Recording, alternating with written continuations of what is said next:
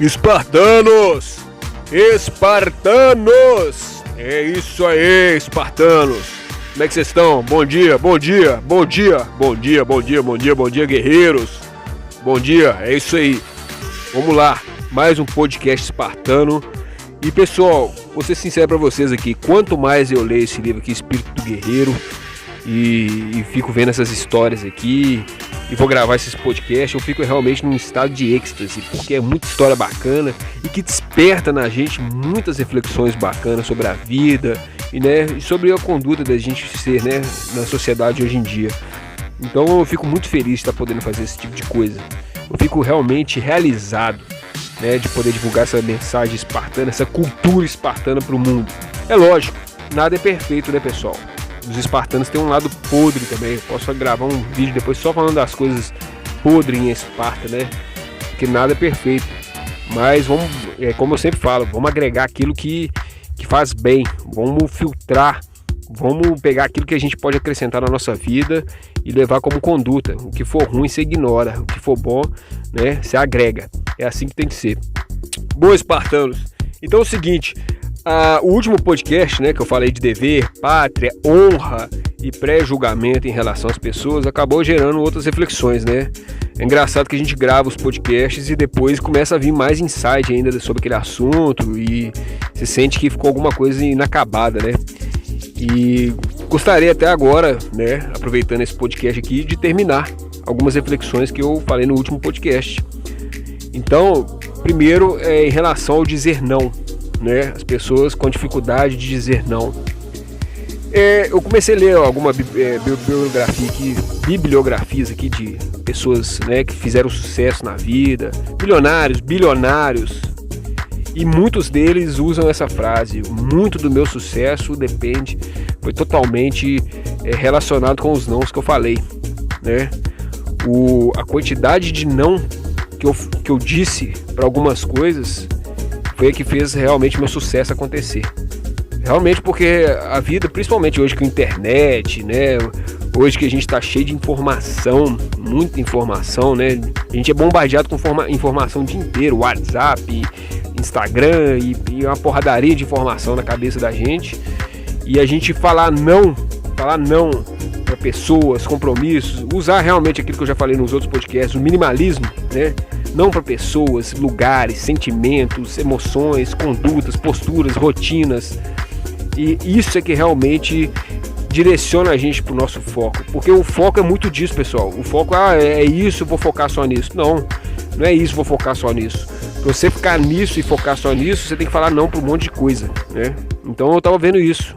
Muito do sucesso das pessoas bem-sucedidas está relacionado com a quantidade de não que ela sabe falar.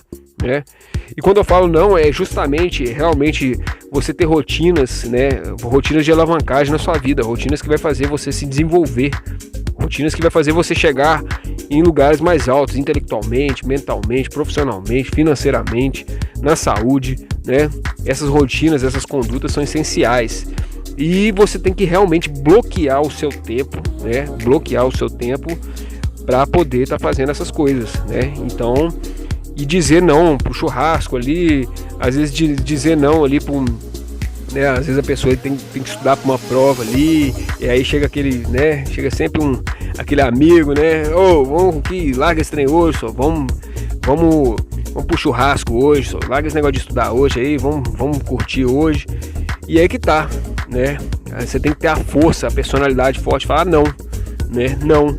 A pessoa que tá fazendo dieta, que tá querendo, esculpir um corpo bacana, que tá buscando musculação, que tá buscando ter uma saúde mais alinhada, ter mais energia, ter mais disposição, ela tem que saber falar não, principalmente em eventos de família, que vem sempre aquela tia, come aquele bolinho, mas tá tão gostoso esse bolinho, come só uma vez não vai te matar não. Mas essa uma vez nesse evento aqui, outra vez no evento ali, aí encontra com um amigo, aí mais um bolinho, mais um não sei o que, e aí sua dieta vai pro espaço, sua saúde vai pra merda, sua disposição e sua energia vai pra casa do cacete. Então realmente a gente ter postura, a gente ter uma personalidade forte para dizer não, Então isso é super importante. Uma outra reflexão, pessoal, é a questão também do pré-julgamento que eu falei, Tanto que eu coloquei isso aí no vídeo como destaque, que a gente tem mania de julgar as pessoas. Isso é do ser humano, pessoal, e a gente não tem que se condenar por isso, não. Isso é normal nas pessoas, isso é normal no ser humano. A gente já pré-julgar as pessoas, né? A gente já olha pra pessoa e já tem aquele negócio, já vai com a cara dela ou simplesmente já toma antipatia. Pessoas são assim, a primeira impressão é que fica, né? Tem muito disso. Então, às vezes, pessoal, você vai conhecer gente arrogante, você vai conhecer gente metida, né? Você vai conhecer pessoas que têm algumas certas posturas assim, né? Que você vai falar assim, que aquilo ali vai te provocar uma certa, sabe? Você vai olhar assim, você não vai querer nem ficar perto da pessoa. Não, mas que pessoa, sabe? Nossa, que pessoa arrogante, que pessoa não sei o que. Gente, e às vezes a pessoa é simplesmente uma pessoa extraordinária. Às vezes é uma pessoa maravilhosa. Às vezes você não deu nem oportunidade de conversar com essa pessoa, entendeu? E já vai julgando, já vai pré-julgando, né? Já vai colocando um carimbo, pá, um rótulo na pessoa. E nem deu a oportunidade da pessoa conversar com você, de entender como é que a vida dela é, por que ela se comporta da maneira que ela se comporta, se ela está passando por alguma dor, algum sofrimento, né? E pessoal, e realmente, e outra reflexão sobre o julgamento é porque realmente às vezes existe realmente pessoas que são mais arrogantes mesmo, existe pessoas que são super dotados, né, de inteligência, né, que elas realmente possuem um status, seja financeiro, uma habilidade superior, né? A gente pode pegar um exemplo aqui daquela série House, né? O Dr. House era foda, é um cara foda na medicina, né? O cara resolvia todos os casos lá dos pacientes dele lá. Mas você vê que ele tinha muita dificuldade com o relacionamento humano na série, né? Quem puder ver essa série aí, é uma série foda. Pra mim é a melhor série médica que existe, o Dr. House, né? Lógico, tem outras aí que também são foda, mas Dr. House pra mim é melhor.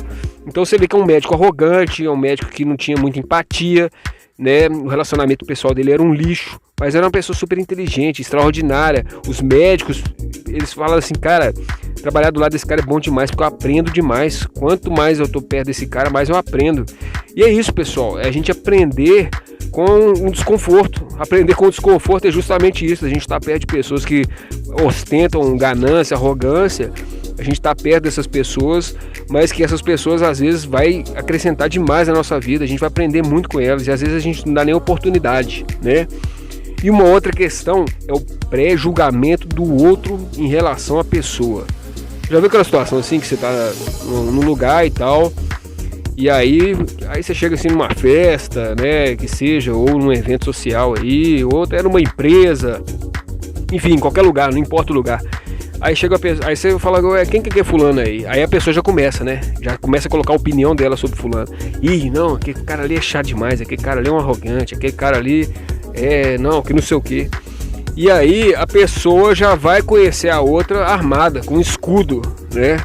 A pessoa já vai conhecer a outra pessoa armada, com escudo, já fazendo um pré-julgamento que um amigo já fez, antecipado. E às vezes ele pode ter uma opinião totalmente diferente, né? Então as pessoas são muito manipuladas, as pessoas às vezes elas ficam cegas, elas andam como um gado de vez em quando, sabe? Muito influenciadas, e as pessoas têm que ter personalidade, saber assim, peraí, eu vou fazer meu próprio julgamento em relação à conduta daquela pessoa, eu vou deixar os outros rotular aquilo não. Tudo bem, escutar a opinião das pessoas é importante, mas você também já, né, simplesmente botar o carimbo que o outro coloca também é ser influenciado demais, é ser Maria vai com as outras mesmo, literalmente, né, é o termo que usam aí, né. Então, pessoal, é só isso mesmo. Em relação ao podcast passado, eu queria complementar essas reflexões, né, antes da gente entrar aqui no nosso podcast de hoje. O vídeo vai ser grande, os vídeos estão ficando cada vez maior, claro, porque o conteúdo do livro está ficando cada vez mais denso e com certeza o conteúdo está ficando muito gostoso, porque realmente eu estou entrando em estado de êxtase mesmo, porque esse conteúdo realmente está provocando várias reflexões e a gente tem que falar, a gente não pode deixar de passar essa mensagem, né? Então é o seguinte, pessoal, o livro agora vai falar sobre, o capítulo do livro chama O Desejo da Vitória, né? Mas na verdade eu acho que agora quem não vai concordar com o livro sou eu. Eu acho que Steven Pressfield ele errou no título do capítulo. Olha aí, eu dando uma de arrogante aí, né? Eu querendo contestar o autor do livro que eu fico falando aqui, né? Que é praticamente a origem do meu canal aqui do YouTube, graças ao Steven Pressfield. Muito pelo contrário, eu tenho muita gratidão por ele. Ele é um cara muito bacana, é um cara que eu sigo no Instagram, ele me segue também, é um cara humilde, é um cara super, né, muito gente boa mesmo. Então é o seguinte, pessoal, mas antes, continuando aí, eu esqueci de falar hoje, quem puder se inscrever no canal, quem tá curtindo os podcasts, se inscreva aí nesse canal aí, esmaga a inscrição, dê aquela bicuda no like aí, bicuda espartana, arru! E o arru no sininho, né, que é apertar o botão do sininho aí pra continuar recebendo as notificações. Instagram, Spartan Flávio, grupo de WhatsApp aí tá na descrição do vídeo aí, pra ter um contato mais direto com a gente. Grupo de WhatsApp, já falei, a gente fala sobre desenvolvimento pessoal, histórias espartanas, a gente fala sobre finanças, a gente fala sobre espiritualidade, religião, né? Porque Deus é importante e eu não nego a presença de Deus na minha vida. Ah, você não tem que falar de Deus no seu canal não, você não tem que misturar as coisas não, porque tem gente que é ateu, que se dane os ateus. Eu falo de Deus mesmo. Eu sou, né, minha vida ela é muito melhor com a presença dele, né, na minha vida. Então eu faço questão de honrar a Deus e de exaltar a Deus em qualquer lugar que eu vou, não tô nem aí, né? Ah, mas você é crente? Não, não sou crente não, eu já falei, eu sou polirreligioso, eu pego o melhor de cada religião e coloco na minha vida. Bom, mas agora vou tirar o foco aqui não vou mudar o foco não. Então, pessoal, não concordo muito com o Steven Pressfield não, acho que o capítulo não deveria chamar O Desejo da Vitória não, eu acho que o capítulo deveria chamar Pequenos Detalhes, realmente é o que faz, esses pequenos detalhes é que faz toda a diferença, né? Faz grandes diferenças na verdade, né? Então eu vou falar agora algumas histórias do livro, né? Sobre pequenos detalhes que realmente fizeram diferença na história, né? São pequenas coisas que você muda ali numa estratégia militar, né? Pequenas coisas que aquela pequena coisa ali faz toda a diferença, principalmente a longo prazo, né, pessoal? Muita gente vê isso já reflexionando já. Muita coisa, pessoal, acaba, desmorona. Não é porque aconteceu uma atitude drástica, não. É as pequenas coisas ali que vão minando no dia a dia e que no final ali é que provocam ou um grande sucesso ou simplesmente uma demissão no emprego, um término de relacionamento, né? Bom, mas vamos pro livro então, vamos para as histórias. Bom, a primeira história, pessoal, é sobre Alexandre o Grande. Eu gosto de falar sobre Alexandre o Grande, eu gosto, na verdade, de histórias antigas, claro, principalmente espartanos, é o foco do canal. Mais histórias sobre samurais, Alexandre o Grande, Aquiles de Troia, gladiador. Pessoal, isso, nossa senhora, isso incrementa demais a nossa vida, né? Como os guerreiros agiam, né? Como os guerreiros realmente agiam naquela época, né? E tudo que eles conquistaram, né? Com essa postura de guerra. Então, Alexandre o Grande... Vou contar a história hoje sobre o cavalo de Alexandre o Grande, o Bucéfalo. Exatamente. A história é o seguinte, quando o Alexandre era criança, né, o Filipe, né, o rei Filipe e seus oficiais, eles desceram para uma planície lá, onde eles experimentaram os cavalos, né, experimentaram a montaria de vários cavalos lá, né, para comprar. E aí aconteceu o seguinte, tinha um cavalo que era muito forte, né, muito bonito, né, e totalmente selvagem, que era o Bucéfalo. Né, um cavalo casca grossa, cavalo espartano, cavalo casca grossa mesmo, cavalo linha dura, né? E aí ninguém conseguiu montar nesse cavalo, né? E o Filipe, né, praticamente lá, o rei da Macedônia, Filipe, né, que era rei da Macedônia, praticamente já estava dispensando a oferta, já estava descartando a oferta, né? Então, por mais que de longe o cavalo fosse ligeiro, forte, corajoso, né, ninguém estava conseguindo montar, então praticamente Filipe já ia descartar o cavalo. Até que Alexandre interrompeu, viu o pai descartar o cavalo, né, descartar o corcel, né, corcel não quer falado, né, esse tipo de montaria. E aí o Alexandre questionou o pai, né, não pai, peraí, calma aí, você tá descartando um excelente cavalo aí, você não pode fazer isso não, entendeu?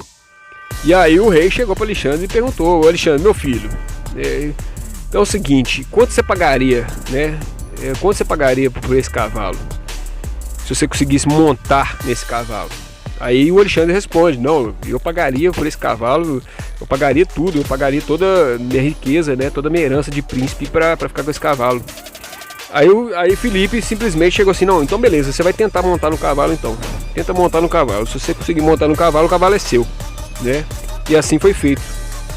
E aí, pessoal, o Alexandre, como vocês já devem ter visto o filme, se não viram, eu recomendo demais o filme Alexandre o Grande, né? O Alexandre o Grande simplesmente, num detalhe, ele viu que o cavalo estava muito selvagem e tal, Mas ele percebeu uma coisa que ninguém tinha percebido, que o animal praticamente ele estava assustado com a própria sombra. Ele estava assustado com a própria sombra. Um detalhe assim simples, mas que fez toda a diferença. Então o Alexandre, antes de montar no cavalo, ele foi conversando com o cavalo, foi amansando o cavalo, foi fazendo carinho na cabeça do cavalo, falando mansamente, afagando o pescoço dele, né? Foi acalmando ele aos poucos e com essa postura, com esse comportamento, foi levando ele, né, mais para perto do lado contrário do sol, onde que não dava sombra, né? E assim, quando menos se esperou, Alexandre simplesmente montou no cavalo e todo mundo aplaudiu, e aí ele saiu disparado com o cavalo, né? É uma cena muito bonita no filme também que mostra, né? Recomendo demais, dando spoiler já, né? Ah, mas é lógico, spoiler de um filme de velho também desse, né? Não é possível que a maioria já viu, mas se não viu, vê, pô, né? Bom, enfim, um pequeno detalhe que fez toda a diferença. O cavalo estava simplesmente assustado com a sombra, né? O cavalo estava simplesmente assustado com a sombra. Uma outra história, pessoal, aqui já é uma história triste para nós espartanos, né? Porque fala sobre a derrota de Esparta. Eu vou fazer um vídeo depois falando como é que os espartanos foram pro saco, como é que os espartanos foram detonados pelos tebas. Vou fazer um vídeo especial depois sobre isso, né? Mas aqui eu vou dar só um pequeno aqui ensejo aqui de como é que isso foi, como é que isso aconteceu, né? Então aconteceu o seguinte, pessoal. O Epaminondas era o rei de Tebas, era o grande general de Tebas lá, né? E ele praticamente foi o primeiro, né, a derrotar os espartanos assim. Tipo assim, ele não só derrotou. Depois dessa batalha que eles chamam de batalha de Leuctra, né, que foi em 371 a.C., foi a última batalha de Esparta, assim, foi a última batalha realmente, foi assim, que realmente disseminou. A partir daquilo ali, Esparta não foi mais a mesma, né? Foi a batalha que praticamente deu aquela enterrada no que era o exército de Esparta, né? Então aconteceu, como é que foi a história? A história foi mais ou menos o seguinte: na véspera da batalha, esse Epaminondas, ele se juntou com os guerreiros, né? E declarou que poderia garantir a vitória sobre Esparta, né? E é lógico que tem outro contexto aí atrás dessa batalha, tem outras coisas, né? Porque teve um exército, né? Teve pequenos. Essa vitória contra Esparta, pessoal, foi um conjunto de pequenos detalhes que fez toda a diferença, né? Eu vou falar sobre isso aqui. Então, os soldados se juntaram, né, perto de Epaminondas, e ele falou assim: não, eu sei como é que a gente vai derrotar Esparta amanhã. E aí o pessoal perguntou, os homens assistiram, né? Então o que você quer que a gente faça pra gente derrotar Esparta amanhã? Ele falou o seguinte: quando eu soar a trombeta, disse Epaminondas, quero que avancem um passo, apenas um passo, vocês entenderam? Façam o inimigo recuar apenas um passo. Me jurem que vão fazer isso quando soar a trombeta. E assim aconteceu, pessoal. No meio da batalha, né, os exércitos se colidiram, né, falange espartana ali, regaçando tudo ali, né, junto com a falange de Tebas ali. Escudo contra escudo, né, e cada lado se esforçando ali, né, para realmente ir para cima do adversário e ganhar vantagem. E aí Epaminondas, assistindo aquilo ali, já aguardava o momento certo, né, que ambas as facções chegariam à exaustão, né, na hora que o pessoal já estava mais cansado mesmo e tal, que o pau estava quebrando, que o pessoal já estava tal, Epaminondas simplesmente ordenou que a trombeta soasse, né? E aí os guerreiros de Tebas se lembraram da promessa que fizeram para ele, né? E a trombeta soou, e aí sim eles juntaram as últimas forças e fizeram o inimigo recuar um passo. Esse um passo foi suficiente para quebrar a linha da falange espartana, que se rompeu, né? E a partir daí Tebas ganhou a guerra, né? Impressionante, né, pessoal? Mas é lógico que teve outros detalhes, né? Outro detalhe foi que Tebas tinha um exército homossexual. Isso fez toda a diferença. Tebas simplesmente quis construir um exército, né? O exército sagrado de Tebas, chamado os 300 também, né? Eles queriam fazer uma cópia dos espartanos. 300 tebanos. Eles foram escolhidos a dedos, mas apenas por 150 casais homossexuais. Um pequeno detalhe que fez toda a diferença também, porque o vínculo emocional sexual desses tebanos era muito mais forte. Então, eles não estavam ali para defender Tebas, eles não estavam para ganhar de Esparta, eles estavam ali para defender o companheiro deles, que estavam do lado, né? Teve um fator assim, um pequeno detalhe que fez a diferença. E uma outra coisa agora, um terceiro ponto sobre isso, foi a questão da falange tebana, que foi em direção à falange espartana, mas num movimento muito diferente das outras falanges convencionais. Pessoal, para quem não sabe, a falange espartana, os maiores guerreiros da falange ficam do lado direito, porque na hora que começa o conflito ali, daquele empurra, a força maior acaba jogando para o lado direito, e o lado direito tem que ser mais forte para segurar a pressão, né? Então os maiores guerreiros espartanos estavam do lado direito da falange, né? E aí o que o general Tebanos Epaminondas fez, né? Ele simplesmente, né, Epaminondas praticamente pegou os guerreiros mais fortes da falange de Tebas, que ficavam do lado direito também, e colocou do lado esquerdo, para fazer par a par com a falange espartana. Só que diferente dos espartanos, a falange de Tebas era no formato de seta. O que é isso, pessoal? Formato de seta. Geralmente a falange espartana, imagina várias linhas, né? Linhas horizontais. Então era mais ou menos umas 4 linhas horizontais ali, né? Com 20 a 200 homens em cada linha, né? Tebas foi diferente. Tebas colocou poucos homens, né? Colocou 10 homens, mas em compensação, na questão da profundidade vertical, parecendo uma seta, colocou mais ou menos ali uma profundidade de uns 15, 20 homens. Então assim, não parava de vir nego. Era pouco nego na frente, mas eles iam morrendo e não parava de vir para cima. E fez um buraco na falange espartana, né? Um pequeno detalhe também que fez toda a diferença, pessoal. Um pequeno detalhe que fez toda a diferença. E aí, para fechar aqui, né, tem a última história do livro. Ela também não é sobre Esparta, não, mas é uma história que eu achei interessante, que é sobre um general romano, né, que ele comandava suas legiões contra o inimigo em terras pantanosas, né, de pântano, né? E é o seguinte, ele sabia que a batalha já estava praticamente certa, né, que seria travada no outro dia, e essa batalha seria numa planície. E quem se chegasse nessa planície primeiro, com certeza ia ganhar uma vantagem competitiva em relação ao adversário, né? E aí, o que ele fez? Se eu chegar na planície primeiro, eu vou detonar o adversário, né? Mas aí o que acontece? Por ser um lugar seco e plano, em milhas, né? Então, impeliu o exército a noite toda fazendo atravessar um pântano, um lugar difícil, né, de passagem. Ele foi escolher um lugar estreito de passagem, parecido com Esparta mesmo, essa história. E esse general romano ordenou seus homens ir pela madrugada, passar por esse pântano estreito, né, justamente para poder chegar nessa planície mais cedo, né, de forma a atingir o campo de batalha antes do inimigo ganhar vantagem, né. E aí, assim foi feito. Eles chegaram primeiro que o inimigo, justamente por passar por um lugar mais difícil de passar, justamente por passar num horário mais difícil de se locomover, né? Que eles foram de madrugada e eles foram num pântano, quer dizer, a localização, a hora, né? E logo após a vitória, né, o general reuniu as tropas e perguntou: meus irmãos, quando vencemos a batalha? Me respondam, quando a gente venceu essa batalha? Aí um capitão respondeu: senhor, quando a infantaria atacou.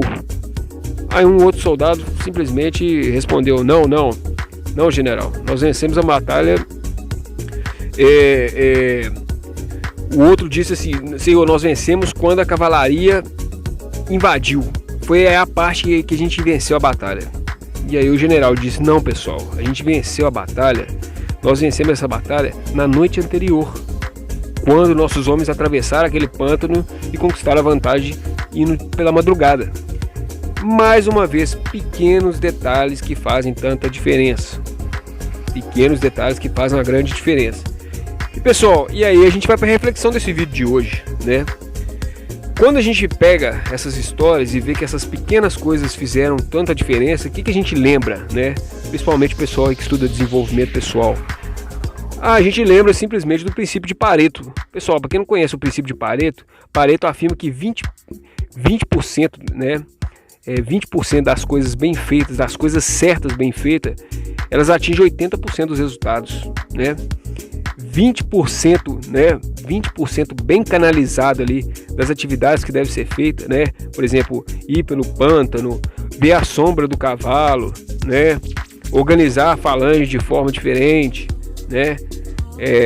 Escutar o som da trombeta, essas pequenas coisas, né?